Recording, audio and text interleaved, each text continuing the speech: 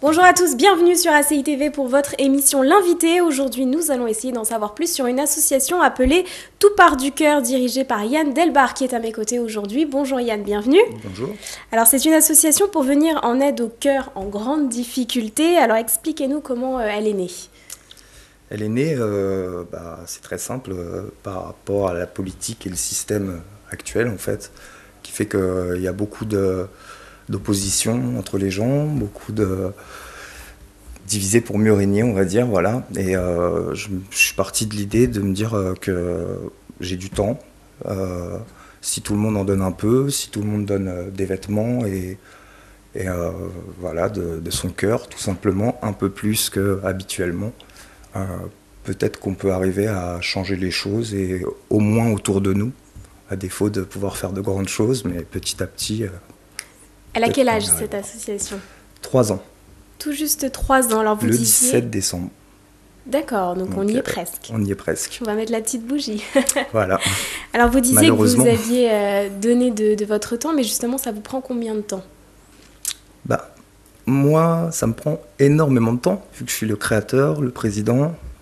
L'idée est partie de moi, donc c'est normal que je sois impliqué à 1000%, beaucoup plus que tous ceux qui m'aident, et c'est normal en fait. Donc moi ça fait partie de ma vie maintenant depuis 3 ans. C'est les mardis et jeudis on distribue en fait, et après tous les autres jours, il y a la réception du linge, il y a toutes les démarches. Alors qu'on comprenne bien les téléspectateurs qui nous regardent, vous distribuez quoi ? Des vêtements, de l'alimentation ? En fait, on distribue... alors, à la base, on est parti sur des vêtements, en se disant que chacun, dans nos armoires, on avait beaucoup de choses qui ne nous servent pas, et que souvent, on se dit, je le mettrai la prochaine fois.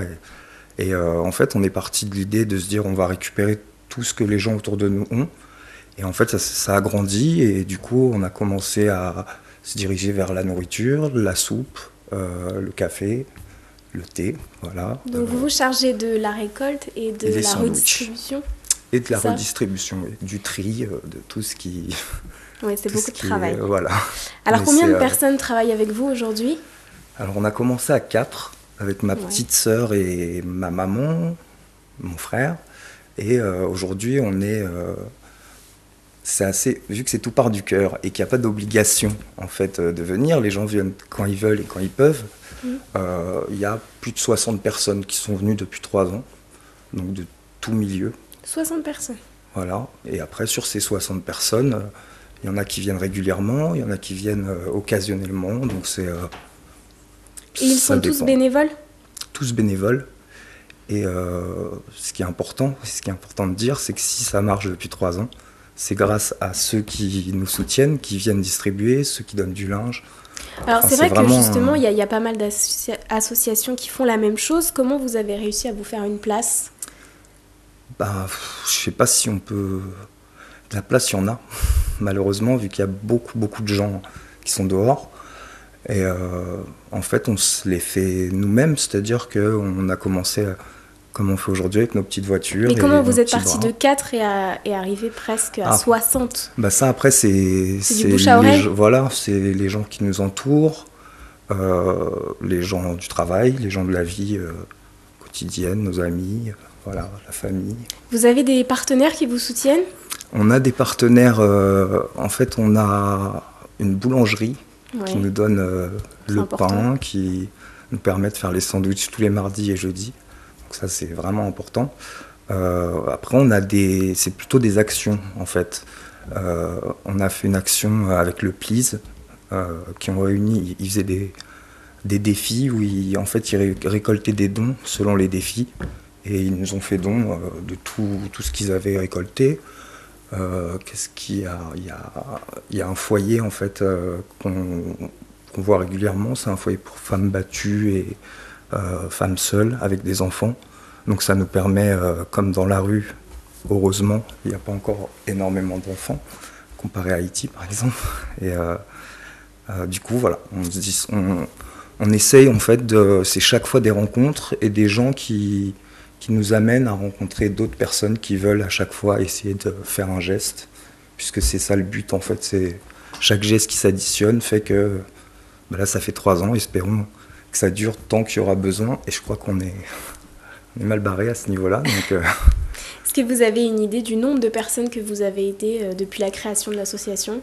Oui, parce que pour moi, c'est très très important. C'est-à-dire que, en fait, sur chaque tournée, depuis 3 ans, je note tous les prénoms en fait, des personnes, pas leur nom, mais je note leurs prénoms parce que c'est des personnes, et du coup, pour vraiment se rappeler la fois où on les revoit.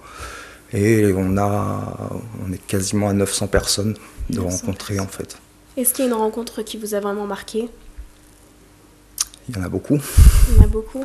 Il y en a beaucoup, mais je dirais peut-être la première, parce qu'on ne savait pas dans quoi on s'aventurait, on savait pas.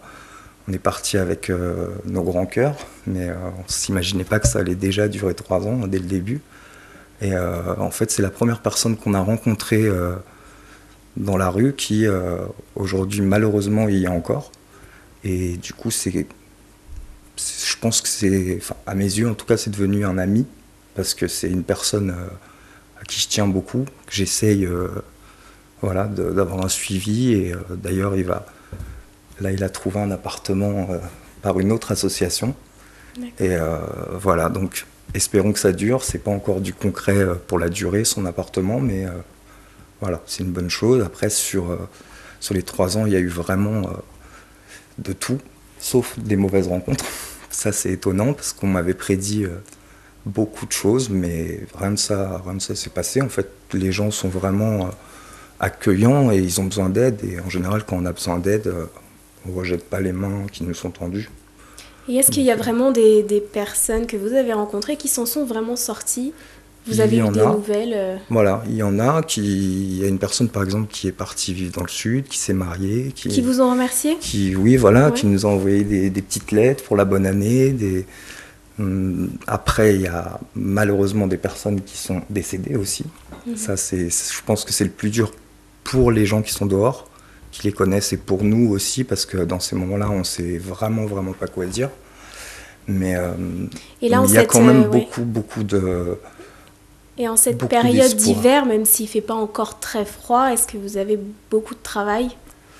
En fait, comme ça fait 3 ans, la 3e année était vraiment la plus dure, vu qu'elle se termine. C'est-à-dire que depuis 2 ans, comme c'est un peu... ça marche un peu... ça marche un peu au bouche à oreille. Il y a beaucoup de gens qui nous aident, qui donnent des vêtements tous les 6 mois, et voilà. Et en fait, c'est pour ça que je suis aussi ici, que je me mets un peu en avant cette fois, parce qu'on a vraiment besoin que ça grandisse, d'avoir plus de dons, d'avoir plus de linge, plus de bénévoles aussi, parce que depuis 3 ans, on n'a pas de subvention en fait, de l'État, et en fait, on fait tout par des dons, par nos frais, par les voitures des bénévoles. Enfin voilà, c'est vraiment les personnes qui viennent, elles savent pourquoi elles viennent, elles ont envie d'aider, elles ont envie de changer les choses à leur petite échelle, et voilà. Du coup, on a vraiment besoin de tout le temps. Alors, comment on peut faire pour faire un don, justement ? Comment on peut vous contacter ? Alors, toutpartducoeur.com. Sur le site internet. Voilà, sur le site, il y a tous les renseignements. On peut faire un don directement sur le site. Ensuite, il y a des adhésions à 5 € par mois. Donc, ces adhésions-là, il faut rentrer en contact avec nous via le site. C'est pareil, en fait, on reçoit tous les mails du site. Et ensuite, pour le linge, alors c'est assez compliqué, vu que déjà, les voitures des bénévoles servent pour les tournées. Donc, on se débrouille pour les personnes qui ne peuvent pas nous ramener de linge. On doit aller le chercher quand on peut. Ou autrement, les personnes nous le ramènent à l'endroit où on est, à Ivry. Et vous intervenez principalement en région parisienne ou sur toute la France ? Alors en fait, sur toute la France, ça serait mon rêve. Ouais. Ça serait grandir vraiment. Au début, on a commencé dans Paris et on s'est vraiment éparpillé. C'est-à-dire qu'on allait un mardi à Gare d'Austerlitz, le jeudi on allait à Gare du Nord, et ainsi de suite. Et du coup, on n'avait pas vraiment de suivi avec les gens. Parce que quand on retournait à Gare d'Austerlitz, ça faisait 2 semaines ou 3 semaines qu'on avait été ailleurs. Et du coup, on s'est concerté pour se trouver un système qui fasse qu'on a vraiment un suivi avec les gens, qu'ils aient confiance en nous et qu'ils comprennent qu'on est là vraiment qu'on fait ce qu'on peut. On ne peut pas décrocher la lune, mais qu'on essaye d'être là quand ils ont besoin de petites choses. Et donc du coup, maintenant, on a vraiment un parcours qui fait Place d'Italie et tous les alentours, gare d'Austerlitz aussi et gare de Lyon. Ça, c'est quand on a une voiture. Et si jamais après on a 2 voitures ou 3 voitures, ce qui n'est pas encore arrivé. Mais après, on grandit petit à petit dans les autres quartiers. Et vous êtes déjà intervenu au-delà des frontières françaises, vous êtes parti à Haïti. Alors expliquez-nous un peu. Alors en fait, on est parti à Haïti le 29 juin 2010. Et en fait, on est parti parce qu'on avait vraiment beaucoup de linge d'enfants. On s'est dit, voyant ce que tout le monde a vu, que là-bas, ils en auraient vraiment besoin et que nous, c'était en train d'être stocké. Parce qu'à l'époque, on n'avait pas encore de contact avec les foyers.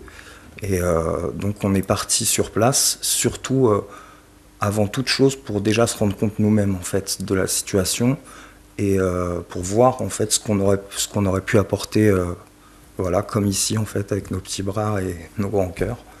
Et du coup, voilà, sur place, on a très vite compris qu'il fallait se diriger vers les écoles, vers les enfants. Parce que là-bas, c'est très dur. Et voilà, du coup, en tout cas, c'était magique, déjà. Très bien, on va regarder quelques images avant de terminer cette émission.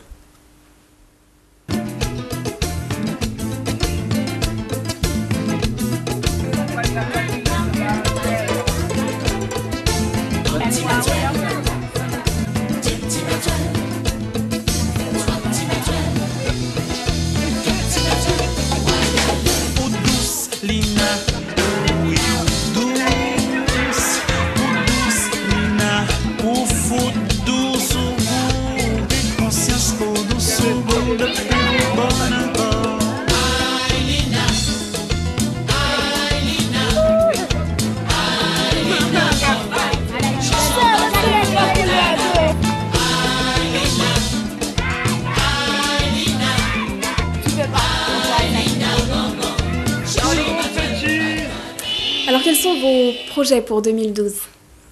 Pour 2012, il y en a beaucoup. Retourner à Haïti, ça c'est sûr. Continuer ce qu'on fait ici toute l'année, voire peut-être même plus, c'est-à-dire rajouter peut-être un jour de tournée si les effectifs grandissent. Et en fait, on n'a pas eu le droit de subvention depuis 3 ans et l'État va constater ce qu'on a fait pour nous donner le statut d'utilité publique, enfin, s'il nous le donne.